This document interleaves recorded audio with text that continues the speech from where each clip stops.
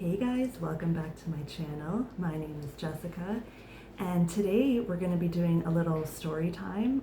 It's going to be a real life example of mine of becoming aware of a program or programming and conditioning that I've had, something that I picked up since I was a kid, and kind of understanding it in real time and what to do with it. Because sometimes when we talk about certain things like your programming and conditioning and what that might look like, or how to release it, or to add something new that benefits you, these are just words and they sound good possibly, but it's like, but how do you do it?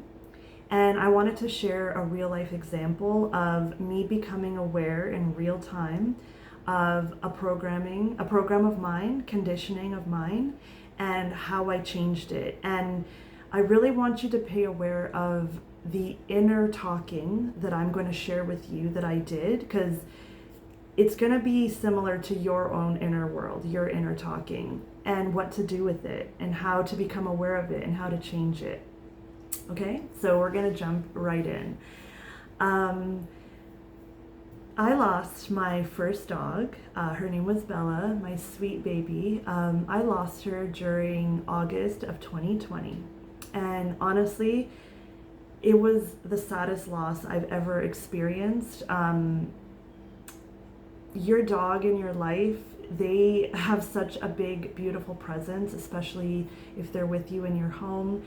And when they're gone, you really feel it. And I did need to take a break from having a dog, and I had to grieve because it was actually a really big deal. I didn't realize how much love and joy and presence she brought into my life until she left. And that in itself was a beautiful experience. I will never take a dog's love or anyone's love for granted ever again after realizing the loss that's there when they're gone. But with that being said, this brings me to how I became aware of some programming and conditioning I had in regards to dogs, or a dog, your dog, if you have a family pet. Now, even though this is about a dog, you can translate this to anything. It could be about your kid, it could be about a boyfriend, a girlfriend. This can translate to anything. It's just my example is with a dog. And I'll explain as I go here. So when I had Bella, I was living a pretty strict life. I had 2 little kids and this big dog. She was a Great Dane Lab mix. So I was very strict with her and the kids, with the intention of keeping everybody and everything in order. For me, having little kids and a big dog, I felt like I have to really pay attention. I have to be on top of things, because an accident could happen. This could even be dangerous if not paid attention to correctly. So for me, it was very important to keep everything in line and in order. I was very strict. My dog, she wasn't allowed to just go anywhere in the house. She had to sit. She had to stay in a certain place at all times. Again, I'm relating this to that I have little kids, and it's important that she stays in her place. And by the way, it is important for safety and stuff, right? It's not like I just made that up. It is important. But when I lost her, I had no dog here. And I was at my sister's, and my brother had just got a puppy. He got a black German Shepherd puppy. His name is Rocco. He's so cute. When I was at my sister's place, the puppy Rocco, because he's a big boy now, but puppy Rocco was running all around her house. He was jumping on the couches. He was, biting at things. He was just being a typical puppy. But the thoughts I was having in my head were really interesting. And I was very aware of the thoughts I was having, because it was literally like, it felt like my skin was crawling as I had these thoughts. Like, this was something I was legitimately feeling, and it felt intense. So, as I said, I was quite strict in the way I was raising my dog and my little kids. And seeing a puppy run around a house and over the couches really bothered me because I thought that was wrong. So when I saw the puppy jumping on the couch, literally my skin was like, oh God, I don't like that. It was bothering me. I felt a physical sensation of, I don't like this. And I sat there feeling these sensations and like I was annoyed, I was bothered. And it's like, I asked myself, why am I bothered by this? This is not my dog. This is not my house. In that moment, I consciously understood I don't have a reason for feeling bothered, but I was. I was actually bothered. I was feeling physical symptoms. I was actually irritated. I could not just sit still. I couldn't not pay attention. I was actually bothered by this. But I knew consciously there's no reason for this to bother me. I don't have a dog. This is not my dog. I'm not raising this dog. This isn't my house. This isn't my couch. None of this should bother me. But then it clicked in that moment when I had this thought realization that, like, why is this bothering me? I like to I like to sit with myself and ask myself deep questions. I'm that kind of person. So, I had it with myself. I had a conversation. Why is this bothering you? And I realized in that moment how I was raised. Now, growing up, my dad was also very strict with his dogs. This could be for the fact that he also had 4 little kids, and maybe he had a similar idea to me that we need to keep order in this house for safety. I'm not actually sure why my dad is the way he is, but all I can say is I realized that I was acting just like my dad. My dad was very strict. The dog was not allowed on the couch. The dog would not be allowed to be running through the house. Okay, so I was like, oh, I'm acting like my dad. How am I acting like my dad? Well, let me tell you something that happens when you're young. When you're young, the things that you witness growing up become part of your programming and conditioning.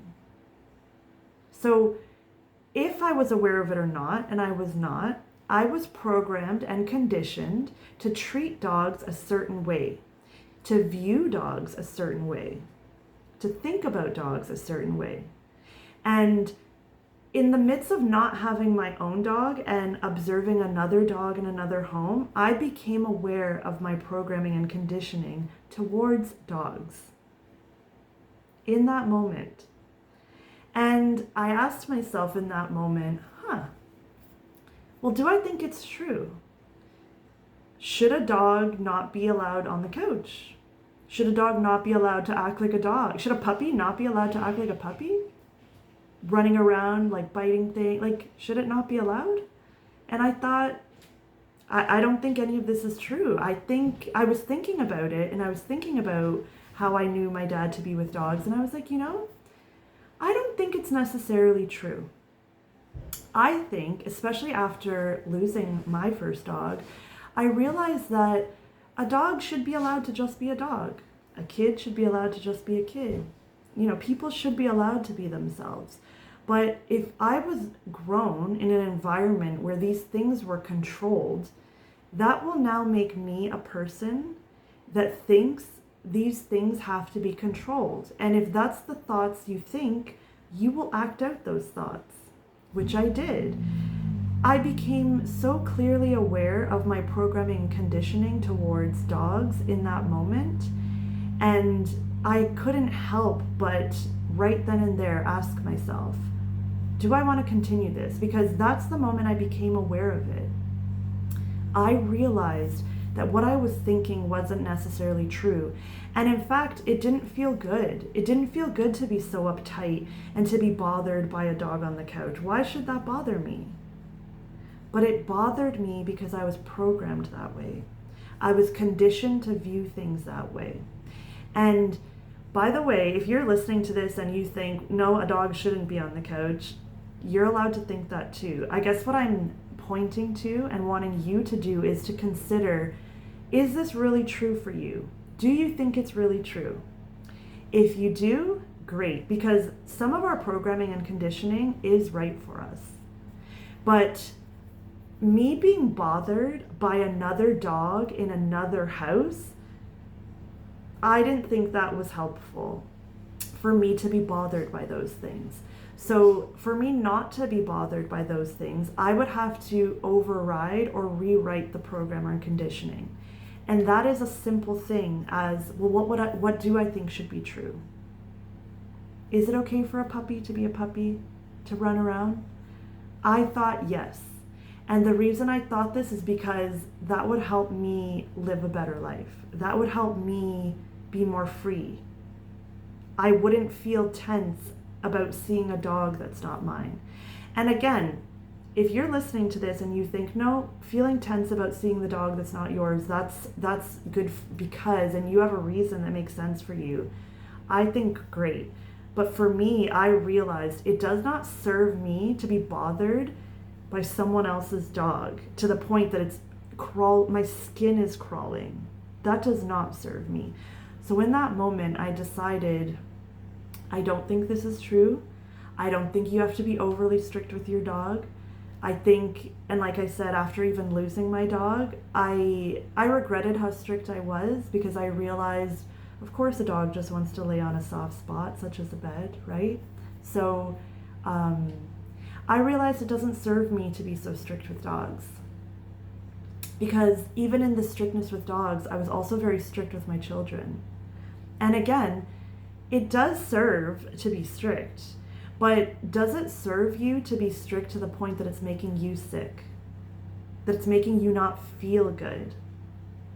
I say no to that. And that is why in that moment I decided I'm going to override and change my belief system, that it is okay.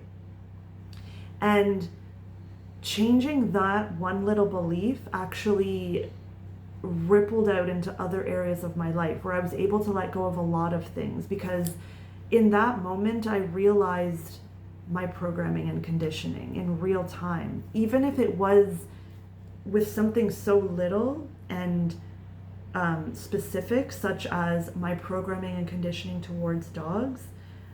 That's not the bigger point. The bigger point is I became aware of it because I realized that there was no reason for me to feel the way I did. For what reason would it matter in another person's home how someone else's dog is being? If it's not, like, I'm not talking about if a dog is being aggressive towards you, right? And there's a safety, there's safety involved or concerns. I'm talking about a puppy running around, just being a playful puppy, bothering me because I am programmed to believe something different. I don't think that should be bothering us, and I don't think it should be bothering me, which is why in that moment I decided to make a change. And in making that change, it really helped me become aware of the fact that I am a programmed person, and we all are. We all were programmed and conditioned when we were younger, especially the ages of 0 to 7. All you were was a sponge. You just absorbed, and you became programmed with beliefs and ways of thinking and being and action taking. And some of that, maybe even a lot of it, is really good for you and serves you, because it's not like all of our programming and conditioning is wrong. And by the way, how I was raised with dogs, that is not inherently wrong either. It's just, I'm going to urge you to have a relationship with yourself and to know yourself and to really decide for yourself what's important and what's good and what's wrong. And in that, you are going to look at the conditioning and beliefs and programming you have and decide what is for you and what is not. In that moment, even though this is just a little thing, it's not a big deal. How I am with the dogs, it's not a big deal. But I realized that me being bothered by another person's dog in another home, that does not serve me at all. And in looking at why, I realized I don't even align with my dad's beliefs. I don't even align with it. I think differently of dogs than my dad does. Some people think dogs, let's say it's just a guard, it's a guard dog. Some people think, a dog is just a pet. Some people think a dog is nothing. Some people think terrible things about dogs. Everything that is true, things that are true for you are true for you. I'm not saying it's the ultimate truth, because the conclusion that I came to with what I want to believe about dogs, that conclusion, that truth of mine, that's not everyone's truth. The truth that I've come to through my life experiences as well. But I realized in that moment, I'm different than my dad. I do not believe the same things about dogs. So I don't believe a dog doesn't need to be on the couch and isn't allowed to act like a dog. I now believe a dog should be allowed to be a dog. Now, again, I'm not talking about if there's safety concerns involved. I'm not saying, if a dog bites, let it bite. That's not what I'm saying.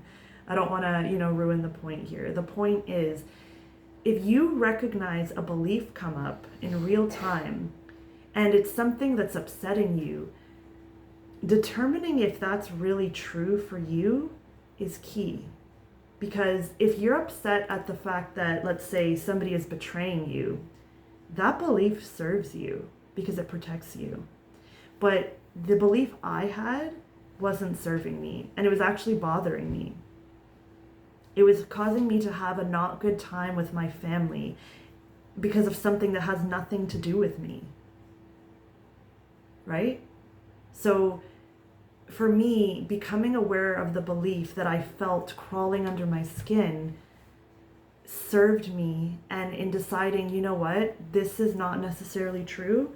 I don't want to believe it's true, and I'm going to believe something else is true. And then choosing to operate from that belief has really served me, and it could really serve you too.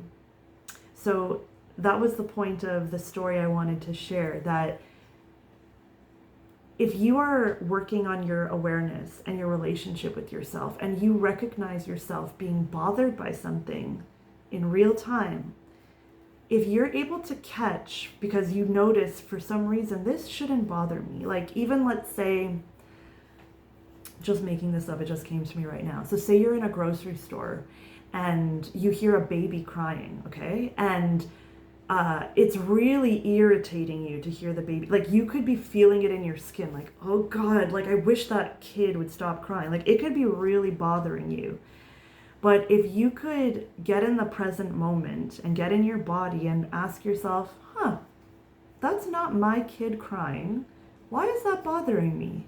Like, my skin is literally jumping right now. Why is this bothering me? That's not my kid. And if you could somehow make a connection as to the why. So you might realize in that moment, as a child, you were always told to be quiet, and you always had to be in silence when you were younger. So growing up and when you became older, you were taught to value silence. So noises like, you might come to that conclusion. Noises irritate me. Kids making noise irritates me. But that stemmed from something that may not be true for you. So in questioning that belief, you may come to the conclusion, no, I do still really value silence, and yeah, I do think kids should be quiet. That might be what is true for you. But I guess what I'm pointing to is, even if that is true for you, does it really serve you to be thinking that way? Because that means you will be irritated anytime you hear kids crying or making noises. And do you want to keep living that way? Or do you want to loosen some of these things and realize this is not such a big deal? This is not a big deal. This was something that I was programmed with, conditioned with. It's not truly who I am. It's not truly what I believe. I never even questioned this. I've just been operating from this belief. I never even questioned it. And if you get into the place where you can question it, you can realize, I want to keep it. I don't want to keep it. What do I want to overwrite it with? Maybe in this example, it's like kids are allowed to make noises. Kids are allowed to cry. You don't need to shut up a kid when it cries. You don't need to tell a kid to shut up when it cries, and you also are allowed to let it cry. Let's say a kid in the grocery store was crying because the parent said, I'm not getting you the candy. As a parent, I have kids. As a parent, sometimes you have to let the kid cry that it's not getting the candy. Sorry that you're feeling emotions about not getting the candy, but you're going to cry because I'm not giving it to you. So they're going to cry. Shouldn't that be allowed to take place? In my example, shouldn't my sister and my brother be allowed to raise their dog the way they want to? It's not affecting me. So I'm trying to point to here to recognizing in real time when something's coming up that's bothering you. Why is it bothering you? Is it real? Is it true to who you are? And can we change it? And can we let it go? Because letting these things go will help you live a better life. If kids crying and dogs doing their thing and all these things happening that don't affect you, if they're happening and not bothering you because you realized it doesn't affect you and you can change that belief, you would have a better life. These things that bother you, if they didn't bother you anymore, about understanding why they bother you. If you were living a life and you were more unbothered, how much more free would you be? You would be much more free. All right, guys, I'm going to end it here. Thanks so much for watching till the end. If you have any questions on this, or if you want me to make any content in regards to how to let something go in particular, I'm definitely here for it. Leave it in the comments below, or you can email me. I'll have that below. And I'll see you next time, okay? Bye, guys.